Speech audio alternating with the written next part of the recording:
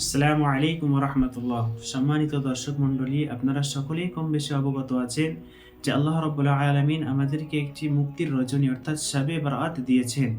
শবে বরাতের অর্থ কি, এই রাতে আমাদেরকে কোন কোন ইবাদতগুলি করতে হবে, এই রাতের ফজিলত কি এবং এই শবে বরাতের উদ্দেশ্য করে আমাদেরকে কটা রোজা রাখতে হবে এবং এই রোজাটা কি নিয়তে রাখতে হবে, সেই সম্পর্কে সংক্ষিপ্তভাবে আলোচনা করব ইনশাআল্লাহ।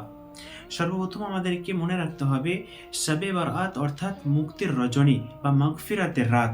আল্লাহ রাব্বুল আলামিন এই রাতে প্রথম আসমানে সন্ধ্যাবেলা থেকেই প্রথম আসমানে চলে আসেন নিজের বান্দাদের গুনাহের মাগফিরাতের জন্য।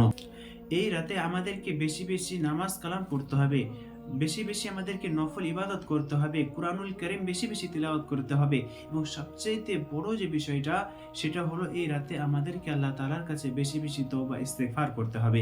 বিশ্বনবী সাল্লাল্লাহু আলাইহি ওয়াসাল্লাম বলছেন যে এই রাতে আল্লাহ রাব্বুল আলামিন তার সমস্ত মাখলুকাতের মাগফিরাত করে থাকেন, শুধু দুই শ্রেণীর ব্যক্তি ব্যতীত। সেই দুই শ্রেণীর ব্যক্তি কারা? আল্লাহ রাব্বুল আলামিনের প্রেরিত রাসূল বিশ্বনবী সাল্লাল্লাহু আলাইহি সাল্লাম বলছেন, সর্বপ্রথম হলো বা এক শ্রেণীর মানুষ হলো যারা মুশরিক, তাদেরকে আল্লাহ রাব্বুল আলামিন এই রাতে মাগফিরাত করেন না। এবং দ্বিতীয় শ্রেণীর যে মানুষগুলি হলেন তারা হলো অহংকার এবং হিংসা বিদ্বেষ ব্যক্তি, যাদের মনে অন্তরে হিংসা আছে, বিদ্বেষ আছে, আল্লাহ রাব্বুল আলামিন এই রাতে তাদেরকেও মাগফিরাত করেন না। সেই জন্য আমাদেরকে এই সমস্ত বিষয় থেকে আমাদেরকে বেঁচে চলতে হবে এবং এই তার পরবর্তী দিনে আমাদেরকে রোজা রাখতে হবে। আপনাদের অনেকের মনে প্রশ্ন জাগে যে আমাদের শবে বরাতের উদ্দেশ্য করে কটা রোজা রাখতে হবে। তাদের উদ্দেশ্যে বলবো 15ই শাবান এই দিনটিতে রোজা রাখা হচ্ছে মুস্তাহাব এবং আপনি যদি চান এই দিনের বা এই মাসের ফজিলত বেশি বেশি অর্জন করতে যদি চান তাহলে আপনি আরো বেশি বেশি রোজা রাখতে পারেন। সেই ক্ষেত্রে আপনি আগেও রোজা রাখতে পারেন, 15 তারিখের পরেও রোজা রাখতে পারেন।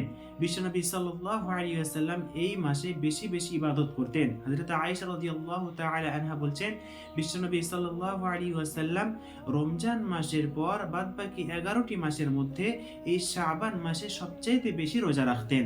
সেই ক্ষেত্রে আপনারাও অন্যান্য দিনে রোজা রাখতে পারেন এবং এই যে রোজাটা আপনারা রাখবেন 15ই শাবানের দিন, সেটি হলো মুস্তাহাব রোজা।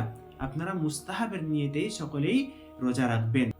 আল্লাহ রাব্বুল আলামিন আমাদের সকলকে এই পবিত্র রজনীতে বেশি বেশি ইবাদত করার, জিকির আজকার করার এবং নিজেদের গুনাহ মার্জনা করার তৌফিক দান করুন, আমিন। পরিশেষে বলবো, সম্মানিত শ্রোতা মণ্ডলী, এই রাতে আপনারা বেশি বেশি নিজে আমল করুন এবং অপরকে আমল করার জন্য উৎসাহিত করুন এবং অপরের কাছে এই ভিডিওটি অবশ্যই শেয়ার করবেন, যারা তারাও এই বরকতময় রজনী থেকে যেন বঞ্চিত না হয়ে যায়। ওয়া আখিরু দাওয়ানা আনিল হামদুলিল্লাহি রাব্বিল আলামিন।